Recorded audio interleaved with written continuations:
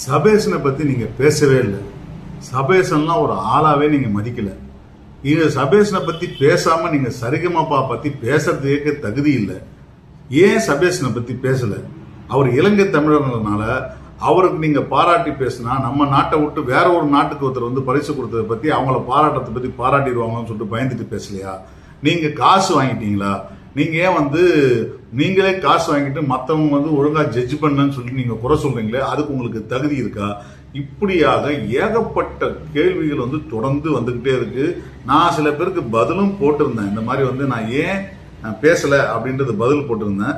But அந்த எப்பவுமே நம்மளுடைய பழக்கம் என்னன்னா டம்ப்நெயில்ல இருக்கிறது முகத்தையும் அதை தாண்டி பார்த்தீங்கன்னா அவங்களுக்கு வந்து ஏன் பேசுறது பதிலே யாரும் பார்க்கறதே இல்லை. யாராவது நல்லா திட்டி இருந்தா மட்டும் அதை படிச்சுட்டு போற பழக்கம் இருக்கிறதுனால ஃபுல் வீடியோவும் கேட்கல.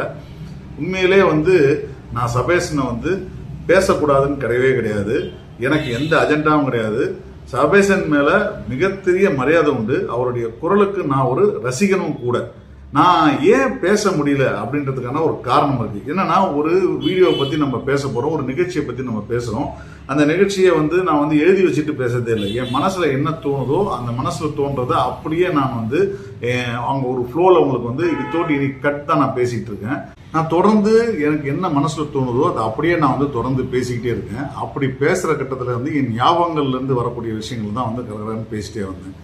அந்த ஞாபகங்களுடைய தொடர்ச்சியாக நான் பேசுனதுல வந்து சபேசன் விடுபட்டு போயிட்டார்ன்றது தான் உண்மையான விஷயம். அதற்கு நான் வந்து ஒரு நண்பர்கிட்ட வந்து அந்த கேள்வியை கேட்டபோது அவருக்கு வந்து மன்னிச்சிருங்க, நான் உண்மையாவே மறந்துட்டேன், அந்த ஃப்ளோல மிஸ் ஆயிடுச்சுன்றத சொல்லியிருந்தேன்.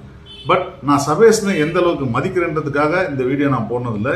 இந்த வீடியோ நிறைய பேர் கேள்வி கேட்டதுனால நான் உங்களுக்கு இந்த பதிலை சொல்றேன்.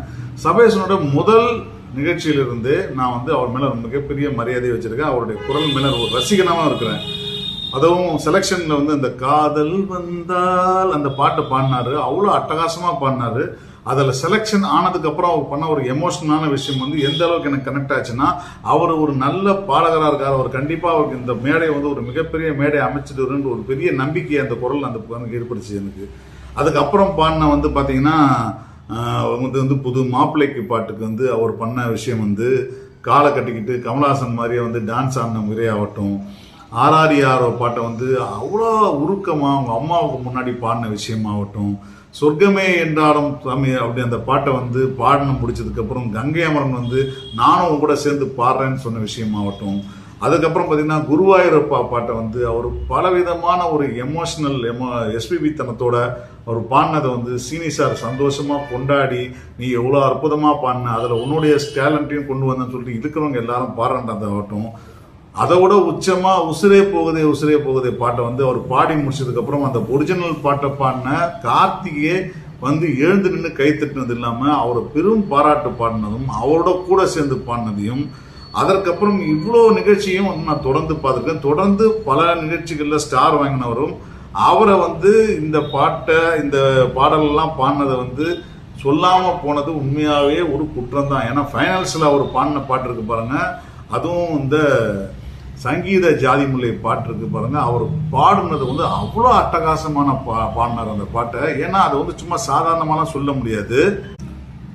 இந்த பாட்டை பாடின உடனே எஸ்பிபி சரண் சார் வந்து எவ்வளோ எக்ஸைட் ஆனார்னு பார்த்தீங்கன்னா, சாதாரண எக்ஸைட்மெண்ட் இல்லை, அவ்வளோ எக்ஸைட் ஆனார். ஏன்னா இந்த பாட்டு பாடின விதமாகட்டும், இந்த பாட்டை பாடுறதுக்கு எஸ்பிபி சார் வந்து இளையராஜாட்ட போய் பேசின போது அங்கே நடந்த சம்பவத்தை சொல்லி அதை ரொம்ப சுவாரஸ்யமாக அதை சொல்லி அவர் எவ்வளோ கஷ்டப்பட்டு ப்ராக்டிஸ் பண்ணி 4-5 மணி நேரம் பாடினதாகட்டும், இந்த பாட்டை இங்கே ஃபைனல்ஸில் பாடுறதுக்காக சபேசன் வந்து எந்த அளவுக்கு முயற்சி பண்ணி ப்ராக்டிஸ் பண்ணி இந்த பாட்டை வந்து ஆல்மோஸ்ட் பெஸ்ட்டாக கொடுத்துருக்கிறது கேட்டோம். அதுக்கு அவர் பாராட்டி அவருக்கு வந்து சபேசன் பேண்ட் உருவாக்கி அந்த கச்சேரிக்கு நான் வந்து பாடுறேன்னு சொன்னதாகட்டும், இது எல்லாமே சபேசனுடைய மிக சிறந்த குரலுக்காக மட்டுமே.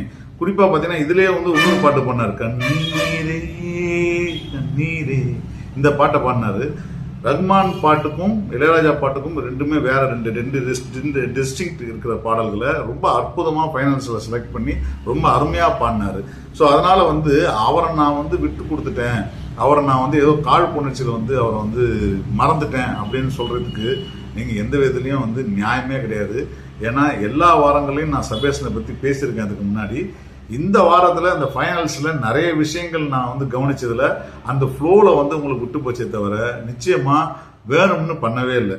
சபேசனுக்கு ரன்னர் அப் கிடைச்சதுன்றதே எனக்கு ரொம்ப பெரிய வருத்தம் தானே தவிர, ஆனால் நிச்சயமா இந்த விஷயத்துல நான் ஒரு விஷயம் மட்டும் ரொம்ப ஸ்ட்ராங்கா சொல்லுவேன், சுஷாந்திக்கு கிடைச்சதுல வந்து எந்த விதமான எனக்கு வருத்தமும் கிடையாது. ஒருவேளை சபேசனுக்கும் கொடுத்து இவங்களுக்கு கொடுத்து 2 பேரும் ஷேர் பண்ணியிருந்தா கூட ரொம்ப சந்தோஷப்பட்டிருப்பேன். ஏன்னா 2 பேருமே அந்த விதத்துல தகுதியான ஆட்கள் தான். ஸோ அதனால வந்து சபேசன் நான் விட்டு கொடுக்கல, சபேசனை நான் வந்து மறக்கல, அவரை இருட்டடிப்பு பண்ணல. சபேசனுடைய குரலுக்கு நானும் ஒரு ரசிகன்.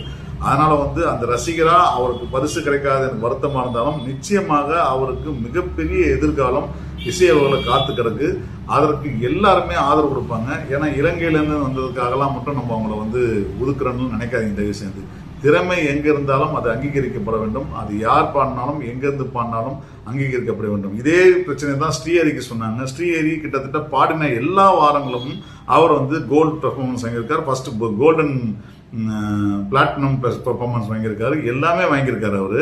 இவங்க 2 பேருமே ரொம்ப தகுதியான ஆட்கள் தான். பட் அவருக்கும் கிடைக்கல. அது வந்து என்ன பண்ண முடியும், ஏதாவது யாராவது ஒருத்தருக்கு தான் ஃபர்ஸ்ட் பிரைஸ் கிடைக்குன்றது. அதனாலதான் அந்த கேள்வியை நான் எழுப்பினேன்.